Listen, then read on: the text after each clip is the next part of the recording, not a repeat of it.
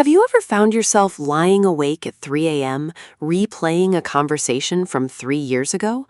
Or perhaps you've spent hours agonizing over a simple email only to delete the draft and start over. This is the overthinking trap, and it is a silent thief of your potential. We often mistake this mental loop for deep reflection or careful planning. In reality, it is just spinning your wheels in the mud of indecision and fear. Today, we are going to break that cycle and show you exactly what to do instead. Welcome back to the channel, where we focus on turning mental barriers into stepping stones. In this video, I'm going to walk you through a 30-step roadmap to silence the noise and ignite action. We are moving past the just relax advice and diving into real psychological strategies that work. You will learn how to bypass your brain's hesitation and start making progress on the things that actually matter. Stick with me until the very end, because the final strategy is the one that changed my life. Let's get started. First, we must understand that overthinking is often a defense mechanism designed to keep us safe. Your brain thinks that by analyzing every possible outcome, it can protect you from failure or embarrassment. However, this hypervigilance actually creates more stress than the events themselves. When you realize that your mind is trying to help but failing, you can start to observe it without judgment. Awareness is the first key to unlocking the cage of your own thoughts. Take a deep breath and acknowledge that you are safe right now. The moment you realize you're spiraling is the moment you gain the power to stop. This awareness is like a circuit breaker for your brain's runaway engine. Instead of getting frustrated, simply label the thought by saying, "I am overthinking right now." This simple act of labeling creates distance between you and the thought process. You are the observer of the thoughts, not the thoughts themselves. By externalizing the experience, you reduce its emotional grip on your nervous system and regain control.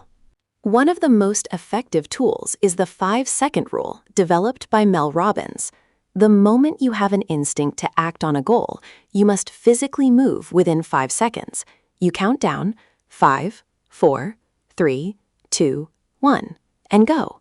This countdown interrupts the habit of hesitation and interrupts the overthinking loop before it starts. It forces your prefrontal cortex to engage and take the wheel back from your emotional brain. It is a simple biological hack that bridges the gap between thinking and doing. When your head feels cluttered, the best solution is a physical brain dump. Take a piece of paper and write down every single thought, worry, and task that is currently occupying your mind. Don't worry about organization or grammar. Just get it all out onto the page. Seeing your thoughts in physical form makes them much less intimidating than when they are swirling in your head. Once it's on paper, your brain feels it has stored the information and can finally stop repeating it. It's like clearing the cache on a slow-running computer. Time boxing your decisions can drastically reduce the energy you waste on trivial choices. For small tasks, give yourself a maximum of 60 seconds to make a choice. For larger decisions, set a firm deadline for the end of the day or week. Parkinson's law states that work expands to fill the time available for its completion, and the same applies to thinking. By creating an artificial sense of urgency, you force your brain to prioritize the most important factors. You'll find that your intuition is often more accurate than your endless analysis. The 2-minute rule is a classic productivity hack that prevents small tasks from becoming mental burdens. If something takes less than 2 minutes to complete, do it immediately. Don't add it to a list, don't think about when you'll do it, just finish it. This prevents a backlog of micro-tasks from cluttering your brain and causing background anxiety. Each small win builds momentum and reinforces the habit of action. You are teaching your brain that you are a person who gets things done right away. Perfectionism is just overthinking in a fancy suit. We tell ourselves we want things to be perfect, but really we are just afraid of being judged or failing. The truth is that done is almost always better than perfect. Aim for good enough to get the momentum started, knowing you can always iterate later. Nothing is ever truly finished, and every project is a work in progress. Release the heavy burden of perfection and embrace the messy beauty of making progress. When the mind is stuck, move the body. Physical movement is one of the fastest ways to break a mental loop.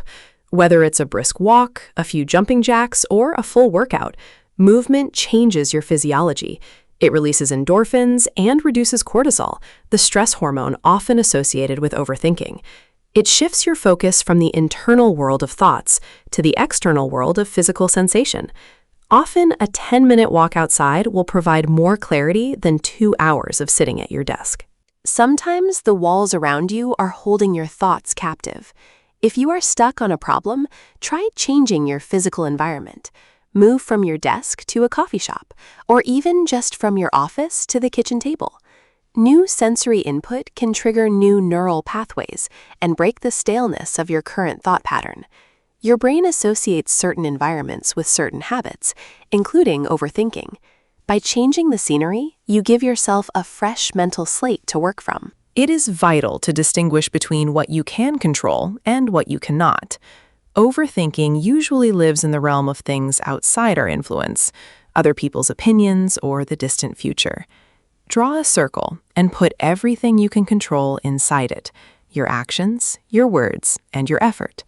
Everything else stays outside that circle and is not worth your precious mental energy. When you catch yourself worrying about external factors, gently redirect your focus back to the center. Power lies only in the present moment and your immediate responses. We often fear the risks of taking action, but we rarely calculate the risks of doing nothing. Inaction has a massive cost: missed opportunities, stagnated growth, and prolonged unhappiness. If you stay exactly where you are, where will you be in 1 year? Usually, the pain of staying the same becomes greater than the fear of change, if we look at it honestly. Remind yourself that every day you spend overthinking is a day you aren't living. Choose the risk of moving forward over the certainty of staying stuck. Instead of visualizing everything that could go wrong, spend that time visualizing success. Your brain cannot always tell the difference between a vivid imagination and reality.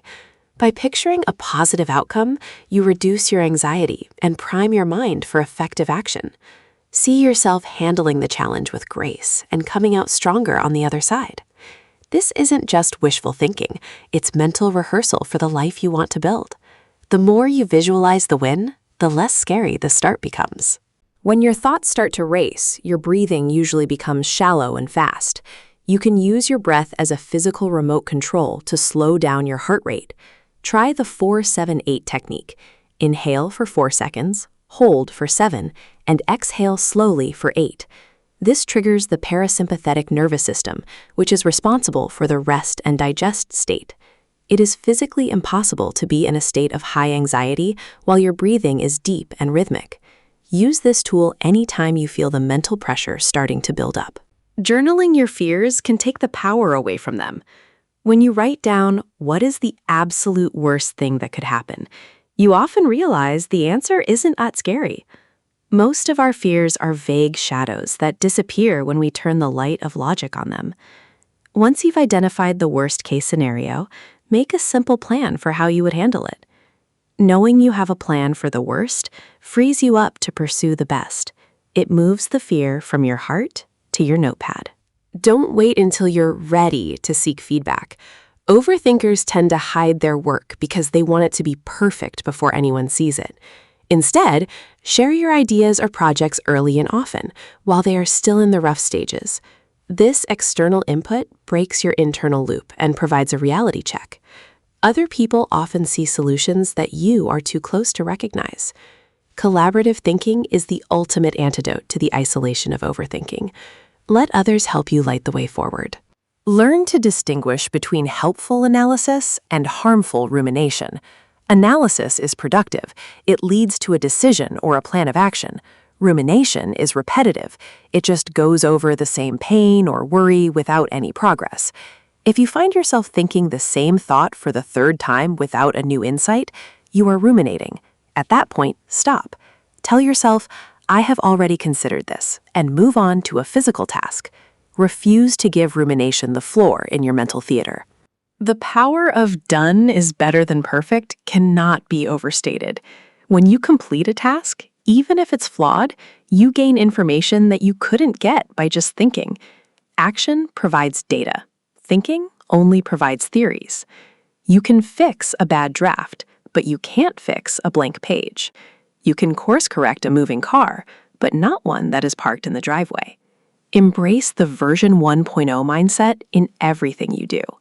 Every giant leap in history started with a small, imperfect step forward. Break your large, overwhelming goals into tiny, manageable micro goals. If you want to write a book, just focus on writing one paragraph today. If you want to start a business, just focus on picking a name. When a task is small enough, it doesn't trigger the brain's fear response, making overthinking less likely. Success is simply a long string of very small things done consistently. Celebrate these micro wins to build your confidence and keep the momentum rolling. Each small step is a victory over the voice that says you can't. Constant consumption of social media can fuel overthinking by inviting constant comparison. You're seeing everyone else's highlight reel while living in your own behind-the-scenes footage. This creates a false sense that everyone else has it all figured out while you are struggling. Try a digital detox for a few hours a day to reconnect with your own thoughts and values. When you stop looking at what others are doing, you can finally hear your own intuition again. Your path is unique, and it doesn't need to look like anyone else's. Never underestimate the power of a good night's sleep on your mental health. When you are sleep deprived, your amygdala, the brain's emotional center, becomes overactive. This makes everything feel more urgent and more catastrophic than it actually is. A rested brain is a rational brain that can easily dismiss intrusive thoughts. Prioritize your sleep as if your mental clarity depends on it, because it absolutely does. Create a wind-down routine that tells your brain it's time to stop thinking and start resting. Your problems will look smaller in the morning. How you start your morning sets the tone for your entire day's thought patterns. If you start by checking emails or news, you are immediately putting your brain in a reactive, overthinking state. Instead, spend the first 30 minutes of your day in silence, movement, or creative work. This proactive start builds a mental fortress that protects you from the chaos of the day. It allows you to choose your thoughts rather than having them dictated by the outside world. Own your morning, and you will own your mind. Physical clutter often leads to mental clutter. If your workspace is a mess, your brain has to work harder to filter out unnecessary visual information. Spend 5 minutes each evening clearing your desk or your living space for the next day. This simple ritual acts as a signal to your brain that the day is over and you can let go of your worries. A clean space provides a blank canvas for your mind to be creative and focused. You'll be amazed at how much lighter you feel when your environment is orderly. Gratitude is a powerful neurological switch that moves you out of lack and into abundance. It is difficult to overthink and be truly grateful at the exact same time. When you focus on what is going right, your brain starts to look for more of those positive patterns. Try writing down 3 things you are grateful for every single day, no matter how small. This practice rewires your brain to notice opportunities instead of obstacles. It turns your internal monologue from a critic into a coach. Gratitude is the foundation of a resilient and clear mind. Challenge your negative thoughts as if you were a lawyer in a courtroom. When a thought like, "I'm going to fail," comes up, ask yourself, what is the evidence for this? And what is the evidence against this? Most of our overthinking is based on assumptions, not facts. By cross-examining your thoughts, you'll find that most of them don't hold up under pressure. You don't have to believe everything you think. You have the right to dismiss thoughts that don't serve your growth or your happiness. Use the 10-10-10 rule to gain perspective on your current worries. Ask yourself, will this matter in 10 minutes? Will it matter in 10 months? Will it matter in 10 years?